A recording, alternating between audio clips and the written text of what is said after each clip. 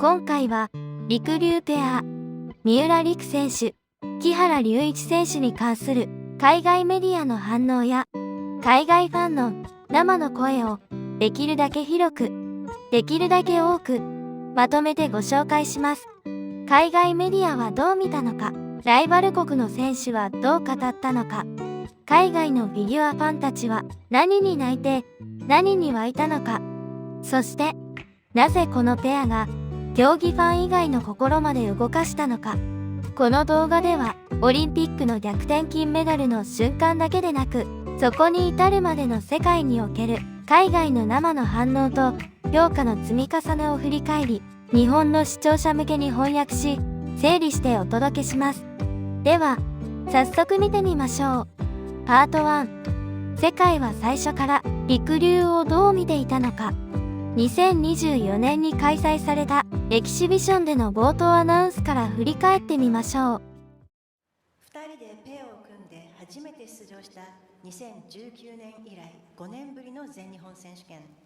この5年の間に世界選手権では金メダルを含む3つのメダルを獲得し、押しも押されぬ世界のトップペアに成長しました。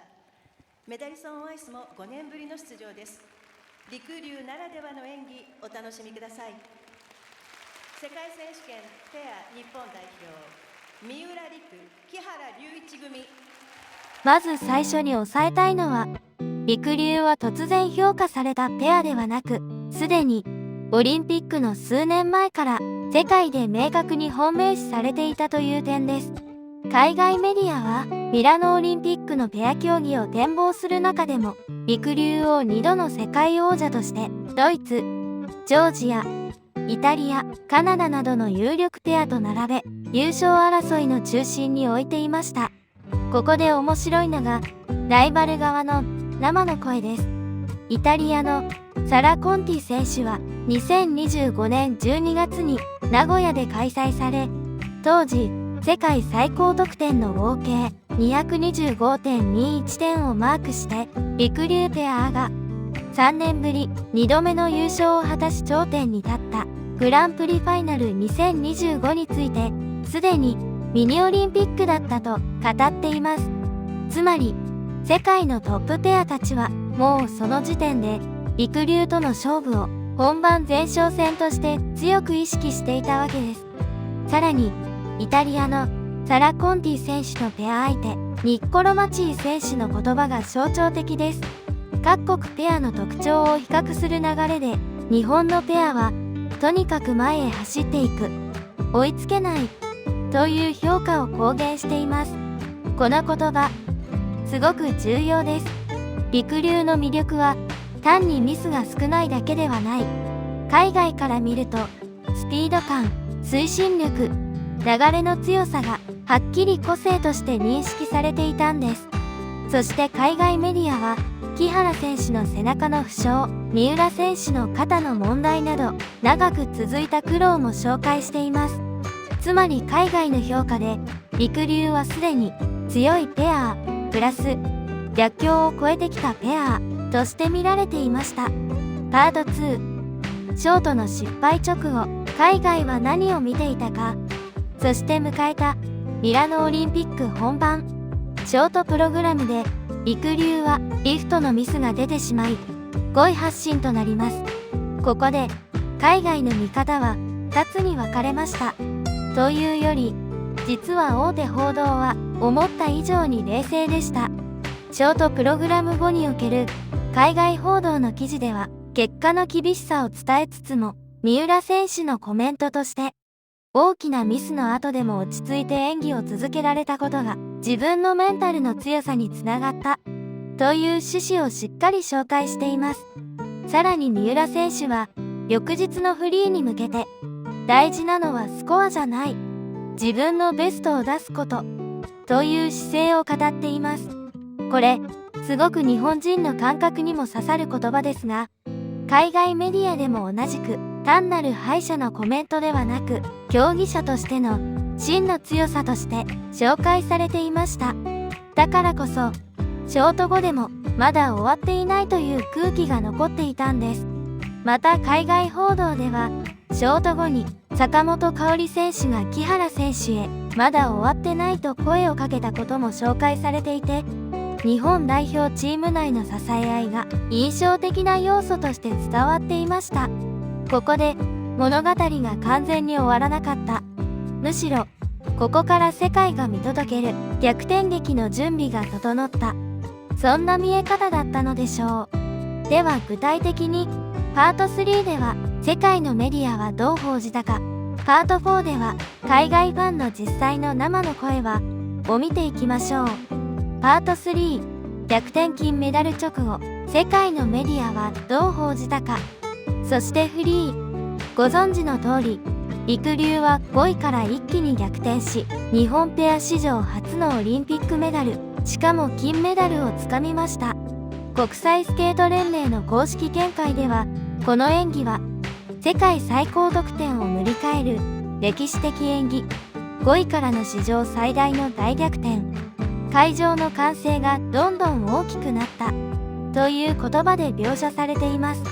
そして記録面でもフリーで 158.13 点、合計 231.24 点。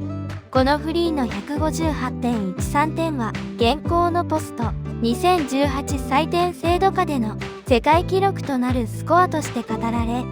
日本初のオリンピックペアメダル達成と合わせて大きく報じられました。一方で海外通信社が強く打ち出したのは記録以上に人間ドラマでした。木原選手がショートの失敗後から泣き続けていて、朝の練習でも涙が止まらなかったこと、そしてコーチや友人、日本の仲間たち、そして何より三浦選手の支えによって立ち直ったこと。木原選手は普段は自分の方が強い側だとしながら、今回は三浦選手に支えられたと語っています。これが海外報道でもかなり丁寧に伝えられているのが印象的です。そして三浦選手、木原選手が泣いている姿を見て、今日は自分が強くならなきゃいけないという気持ちになったという流れ。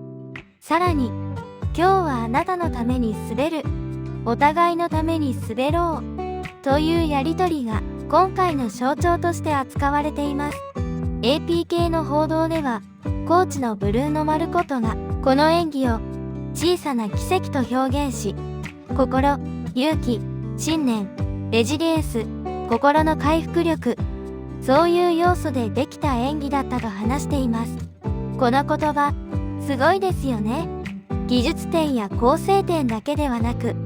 この演技は何でできていたかを海外のコーチが言語化して伝えているところがポイントです。北米向けの報道でも、ショート5位からの逆転、日本初のオリンピックペアメダル、そして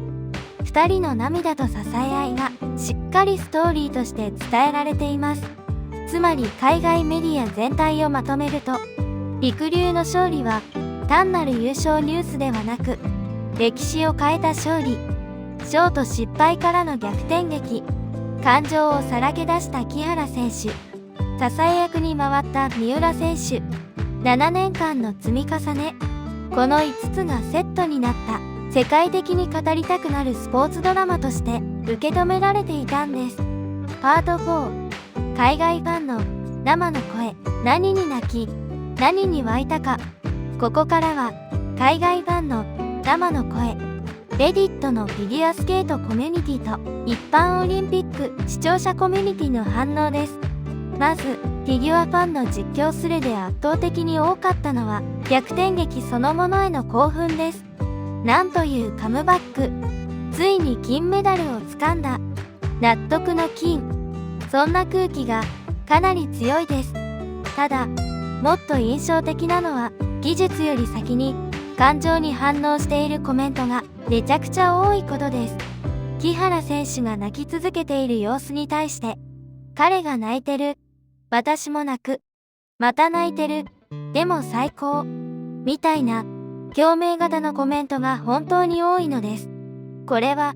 現代における海外のスポーツ文化としても面白いポイントで、王者は冷静であるべきではなく、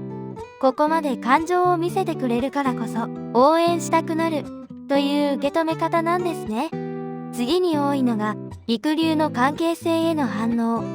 表彰台の場面で木原選手が三浦選手を持ち上げる仕草に対して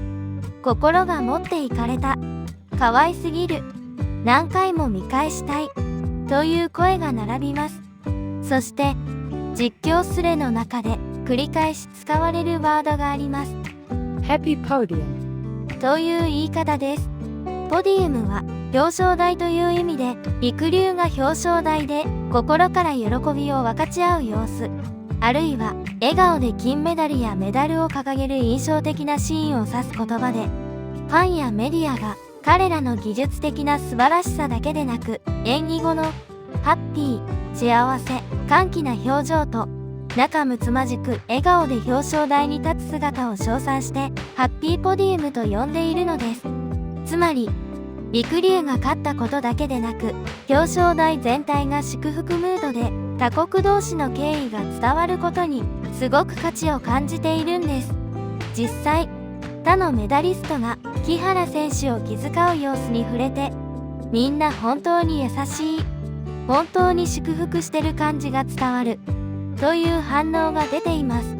さらにフィギュアファンらしい冗談もあります。ショートのリフトミスを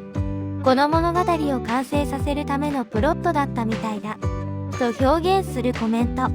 これ半分ネタなんですけど半分本音ですよね。それぐらい起承転結ができすぎていた。海外の実況民から見てもスポーツとしても物語としても完成度が高すぎる勝利だったのです。一方一般視聴者寄りのコミュニティではもっとストレートです。美しい演技、今大会のハイライトの一つ、ショートからよく戻した、感情が出るのは当然といった直感的な感動の言葉が並びます。ここがすごい。フィギュアの採点を詳しく知らなくても、技術レベルを細かく説明できなくても、これは特別な瞬間だと伝わってしまう演技だったということです。パート5、なぜここまで世界に刺さったのか。過去の海外での評価からりくりゅうの軌跡を振り返ってみましょう。ここで改めてりくりゅうが世界に刺さった理由を整理します。答えは一言で言うと、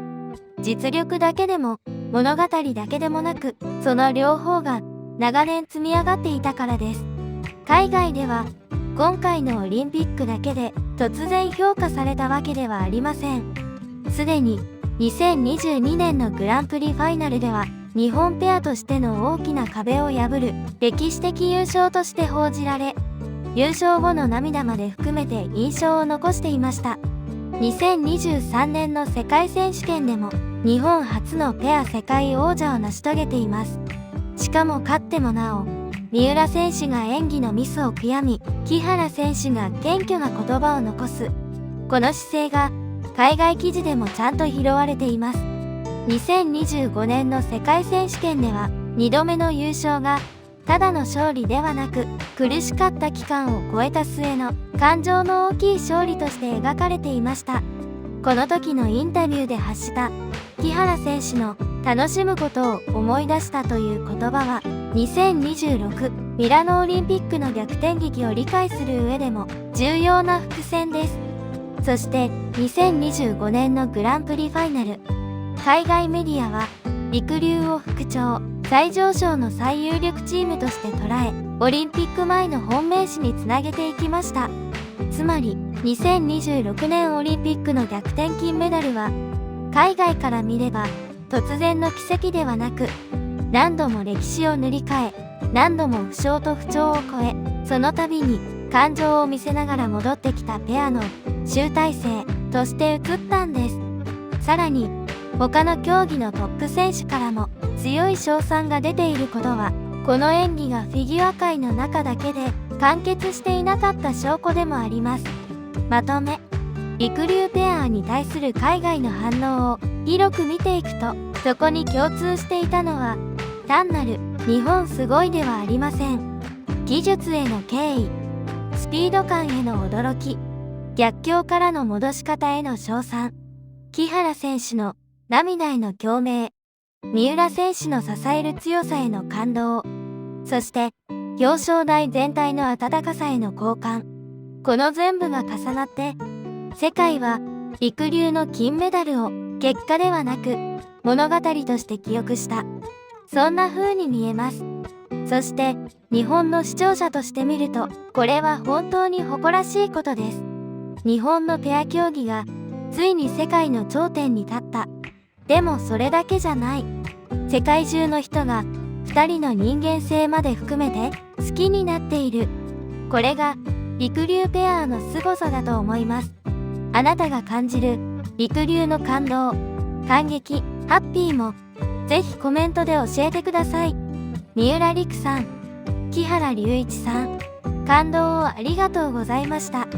いいねとチャンネル登録をいただけると次回の動画の通知が届きますので、ぜひお願いいたします。また、メンバーシップ、日だまりメンバー、さんさん応援団もよかったら覗いてみてください。様々な特典もご用意しています。詳しくはチャンネルトップのメンバーになるからご覧いただけます。それでは、また次の動画でお会いしましょう。